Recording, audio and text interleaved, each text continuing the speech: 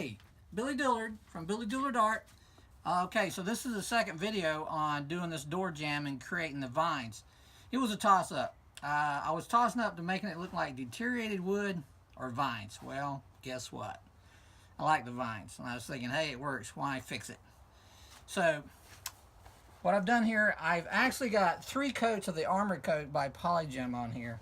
And I made an interesting discovery that the epoxy sticks real well to styrofoam, but it does not stick to this weather stripping foam. Evidently the weather stripping foam has some kind of water barrier on it. So that could work in your favor if you did not want your epoxy to stick to the foam. But for what I'm doing, it doesn't really matter because I was just using the foam to create a form to give me the shape I needed. So I got 3 coats on here. And on each coat, what you do is when you, well, from the first video, you see where I'm brushing it on there. So you wait about 30 minutes and you just kind of touch it. And if it feels real soft, wait another 30 minutes and then come back. What you want to be able to do is touch it where it's still workable, but not so soft that it doesn't create the detail you want. Then you can take your brush or your finger. What I do first, I just take my little chip brush, dip it in water, and then touch it and just kind of drag it. And that way I can create the textures, and I can take the brush and drag it and move the epoxy around a little bit. And then I'll wait about another 30 minutes, come back and check it again, and then I'll just take with my glove on with water and dip it, and then just kind of really lightly go over the top and knock it down some, so it takes all the real harsh points off of it. It kind of softens it up a little bit. So that's how I was able to get that effect. It's just a matter of, like I say, about every 30 minutes, check it, and you can kind of work it until it gets to the point where you can't work it anymore. But make sure you use your water on your gloves and on your brush to be able to move it around without it just sticking to your brush or your finger. Now these faux flowers and stuff I put in here just to kind of give you an idea of what you can get with this. Now I'm going to come back and paint all these vines. And I'll use multiple colors of greens to get the effect I want. After I found out that the epoxy doesn't stick to the weather stripping real well, I went and bought some rope.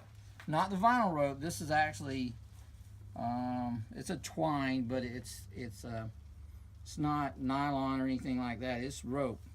And then I wrap it with a tie wire, and then I can kind of bend it to whatever shape I want, and then I can use my hard coating epoxy over that. So I'm going to go outside and show you a few samples of what you can do.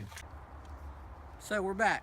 So what I got here is tie wire. You can find this at, I know Home Depot carries it. It's for tying rebar together.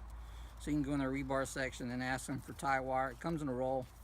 Now, when you get it, it's kind of greasy, dirty, as you can tell by this rag, because that's what I've been doing, is wiping it. So before you use it, you want to clean it.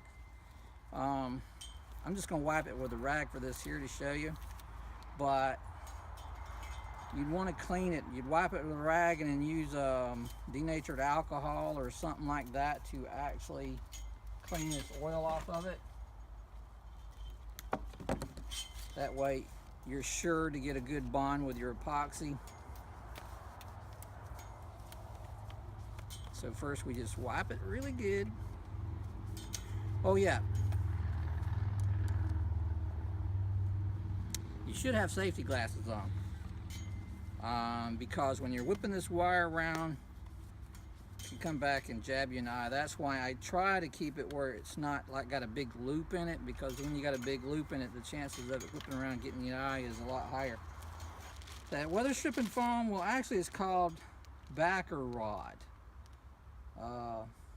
And I got this at Ace Hardware, but there again, the epoxy does not stick to it. But what I do is I wrap that with wire also, exactly like I do the rope, and I'll show you a piece of that when I wrap it. The good thing about this is when you wrap it and you bend the wire, it'll hold the shape wherever you put it, it'll stay there. With the rope, well, the rope tends to want to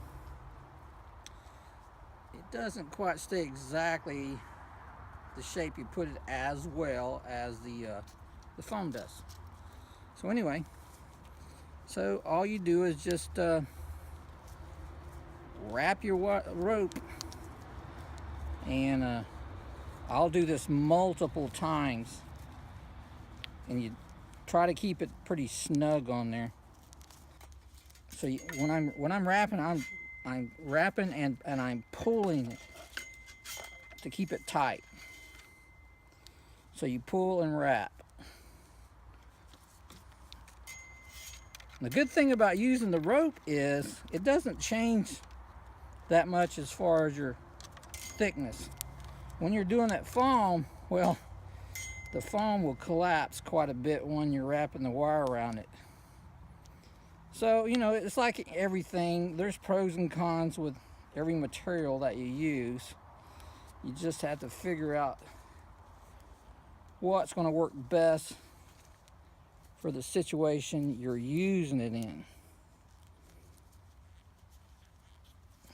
Now, if you're doing a big piece of rope, this gets a little trickier. I mean, I did quite a few of those vines on the door after I found out the epoxy didn't stick to the foam. Simply just to play it safe, and I was using some, I don't know, 6-foot pieces. So then you have to splice your wire together, and if that's the case, I'll show you what to do if you need to splice it.